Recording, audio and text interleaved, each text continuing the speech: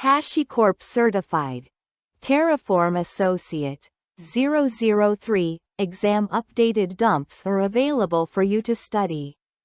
Share some Terraform Associate 003 exam updated dumps here. 1. As a member of an operations team that uses infrastructure as code, LAC, practices, you are tasked with making a change to an infrastructure stack running in a public cloud.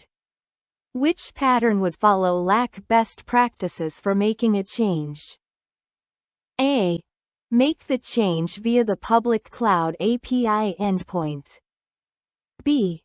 Clone the repository containing your infrastructure code and then run the code. C. Use the public cloud console to make the change after a database record has been approved. D. Make the change programmatically via the public cloud CLI. E. Submit a pull request and wait for an approved merge of the proposed changes. 2. U8 Making changes to existing Terraform code to add some new infrastructure. When is the best time to run Terraform Validate? A. After you run Terraform Apply so you can validate your infrastructure. B. Before you run Terraform Apply so you can validate your provider credentials. C. Before you run Terraform Plan so you can validate your code syntax. D. After you run Terraform Plan so you can validate that your state file is consistent with your infrastructure. 3. What is the Terraform style convention for indenting a nesting level compared to the one above it? A. With the tab. B. With 2 spaces. C. With 4 spaces. D. With 3 spaces. 4. When do changes invoked by Terraform Apply take effect? A. After Terraform has updated the state file. B. Once the resource provider has fulfilled the request. C. Immediately. D. None of the above are correct. 5. What is one disadvantage of using dynamic blocks in Terraform? A. Dynamic blocks can construct repeatable nested blocks. B. Terraform will run more slowly. C. They cannot be used to loop through a list of values. D. They make configuration harder to read and understand.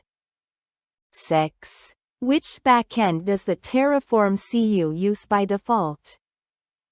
A. Depends on the cloud provider configured. B. HTTP. C. Remote. D. Terraform Cloud. E. Local. 7. How does Terraform manage most dependencies between resources? A. Terraform will automatically manage most resource dependencies. B. Using the depends underscore on parameter. C. By defining dependencies as modules and including them in a particular order. D. The order that resources appear in Terraform configuration indicates dependencies. 8. You want to define a single input variable to capture configuration values for a server. The values must represent memory as a number, and the server name as a string. Which variable type could you use for this input? A. List. B. Object. C. Map. D. Terraform does not support complex input variables of different types. 9. Which of the following statements about Terraform modules is not true? A. Modules can call other modules. B. A module is a container for one or more resources. C. Modules must be publicly accessible.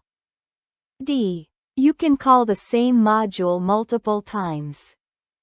10. When you use a remote backend that needs authentication, HashiCorp recommends that you A. Write the authentication credentials in the Terraform configuration files. B. Keep the Terraform configuration files in a secret store.